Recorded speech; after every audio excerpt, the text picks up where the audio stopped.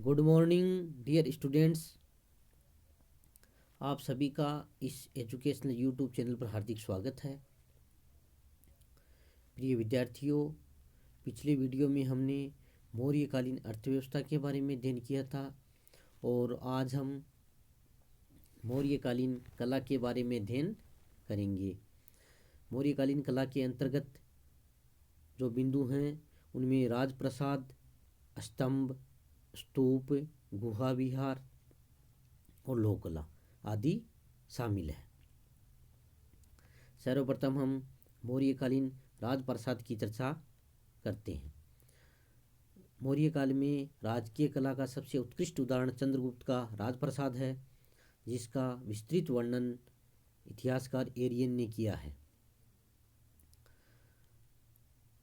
ये जो चंद्रगुप्त मौर्य का राजप्रसाद है, ये पटना के समीप कुम्भरहार गांव के पास से प्राप्त हुआ है और इसकी कुम्भरहार की खुदाई में प्रासाद के सभा भवन के जो अवशेष प्राप्त हुए उससे उसकी विशालता का अनुमान हम लगा सकते हैं। ये काफ़ी विशाल था। ये सभा भवन खंभों वाला बड़ा हॉल था और इसकी खुदाई 1914-15 ईस्वी में की गई थी और इसको तो इतिहासकार एरियन ने बताया है कि इसकी शान शौकत इतनी अच्छी है कि सूसा और एकबतना के जो महल हैं उसके भी मुकाबले ये अच्छी बताई है।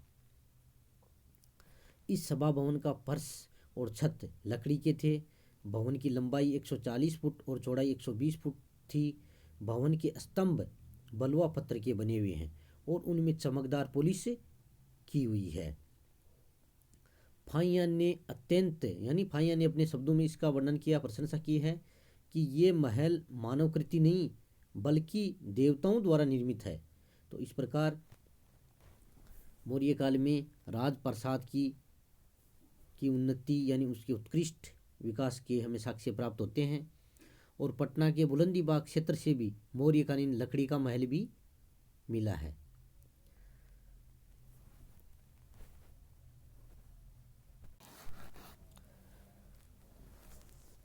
स्तंभ। मौर्यकालीन कला के सर्वोत्कृष्ट नमूने अशोक के एकात्मक स्तंभ हैं, जो कि उसने धर्म प्रचार के लिए देश के विभिन्न भागों में स्थापित किए थे। ये चुनार के बलुआ पत्थर के बने हुए हैं और इनकी ऊंचाई लगभग 40 से 50 फुट है।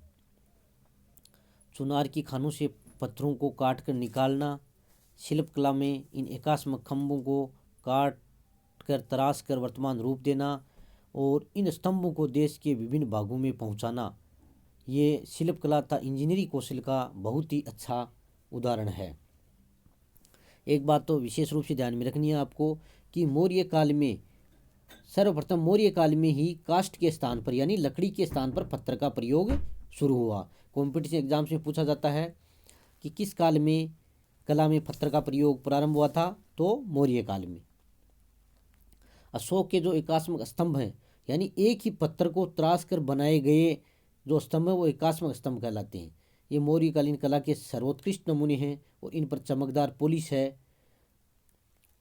स्तंभों का शीर्ष अलग बना हुआ है तथा शीर्ष पर पशुओं की मूर्तियां हैं। शीर्ष का मुख्य अंश घंटा है, इसे अवांगमुखी कमल भी कहा जाता है। शीर्ष पर 4 पशुओं का भी अंकन है, हाथी, घोड़ा, सिंह, बैल।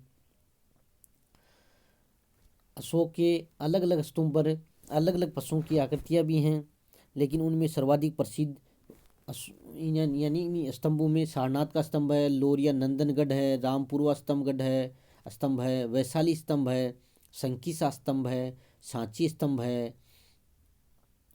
तो इस प्रकार ये स्तंभ प्राप्त हुए हैं। अशोक के एकात्मक स्तंभों का सर्वश्रेष्ठ उदाहरण सारनाथ का सिंह स्तंभ का शीर्ष है, जिसमें 4 सिंह पीठ सटाए बैठे हैं तथा एक चक्र धारण किए हुए है। ये चक्र बुद्ध द्वारा धर्मचक्र परिवर्तन का प्रतीक है और आधुनिक भारत का राष्ट्रीय चिन्ह भी सारनाथ के स्तंभ से लिया गया है। इम्पोर्टेंट है, काफ़ी एग्जाम से क्वेश्चन पूछा जाता है कि भारत का राष्ट्रीय चिन्ह कहाँ से लिया गया है ना, तो आधुनिक भारत का राष्ट्रीय चिन्ह भी सारनाथ के स्तंभ से लिया गया है। तो इस प्रकार स्तंभ भी महत्वपूर्ण है और ये मौर्यकालीन कला के सर्वोत्कृष्ट नमूने हैं। स्तूप, मौर्य काल में स्तूपों का भी काफ़ी निर्माण हुआ। अशोक ने स्तूप निर्माण की परंपरा को भी प्रोत्साहन दिया और बौद्ध अनुश्रुति के अनुसार अशोक ने 84,000 स्तूप बनवाए थे और सांची व भरत के स्तंभों का मूल रूप से निर्माण अशोक ने ही करवाया था। स्तूप यानी महात्मा बुद्ध की अस्थियों के ऊपर जो उल्टे कटोरे के समान जो आकृति बनाई जाती है उसे स्तूप कहा जाता है। तो स्तूपों का भी काफ़ी निर्माण हुआ और फिर उसके बाद में अन्य कालों में भी इन स्तूप कला का विस्तार होता गया। गुहा विहार, मौर्य सम्राट अशोक ने वास्तुकला के इतिहास में एक नई शैली को जन्म दिया, यानी चट्टानों को काटकर कंदराओं का निर्माण किया। गया के निकट बाराबर की पहाड़ियों में अशोक ने अपने राज्याभिषेक के 12वें वर्ष में सुदामा गुहा आजीविक भिक्षुओं को दान में दी और जो बाराबार गया जिला है बिहार का, वहाँ पर 4 गुफाओं का निर्माण अशोक ने करवाया। इनके नाम है जैसे कर्ण, सुदामा, चौपार तथा विश्व झोंपड़ी हैं। ये आजीविकों हेतु उन्होंने निर्माण करवाया था। और इसके अलावा बाराबार की पहाड़ियों में लोमस ऋषि की गुफा भी मौर्यकालीन है। इसका निर्माण दशरथ ने करवाया था।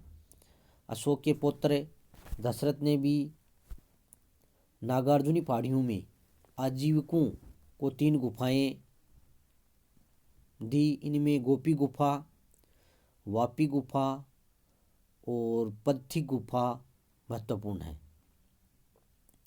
तो इस प्रकार गुहा विहार निर्माण के क्षेत्र में भी मौर्य काल में प्रगति हुई और जिससे मौर्यकालीन कला के विकास में प्रगति हुई। लोक कला, ये भी इम्पोर्टेंट है कि मौर्य काल में लोक कला की भी उन्नति हुई। यहाँ कई स्थानों से लोक कला के साक्ष्य हमें प्राप्त होते हैं। मथुरा के निकट परखम ग्राम से यक्ष की मूर्ति प्राप्त हुई है, ये मणिभद्र कहलाती है। पटना के दीदारगंज से प्राप्त चामर ग्रहणी यक्षी, बेसनगर से प्राप्त यक्षी की मूर्ति, ग्वालियर की मणिभद्र यक्षी की मूर्ति, राजघाट से प्राप्त त्रिमुख यक्ष की प्रतिमा। तो इस प्रकार लोक कला के क्षेत्र में भी मौर्य काल में प्रगति हुई है। और पटना के बुलंदी बाग से नर्तकी की एक मृण मूर्ति है, यानी मृण यानी मिट्टी, वहाँ से भी ये जो मृण मूर्ति प्राप्त हुई हैं। तो इस प्रकार ये सभी हैं, ये मौर्यकालीन लोक कला के उन्नति का हमें साक्ष्य प्रस्तुत करते। तो इस प्रकार मौर्य काल में कालीन कला के अंतर्गत राजप्रसाद, स्तंभ, स्तूप, गुहा विहार, लोक कला आदि के क्षेत्रों में पर्याप्त विकास हुआ। प्रिय विद्यार्थियों, इस वीडियो को सुनने के बाद में आपको जो होम असाइनमेंट के लिए क्वेश्चन दिए जा रहे हैं उनको आपको हल करना है। और ये वीडियो सुन रहे हो उस समय आप अपनी नोटबुक में नोट्स भी बनाया करो, ताकि फिर आप जो होम असाइनमेंट करो या एग्ज़ाम्स में क्वेश्चन याद करो उसमें आपको आसानी मिले। तो इस प्रकार आप ज़रूर नोट्स भी इसके साथ साथ बनाया करो। बहुत बहुत धन्यवाद।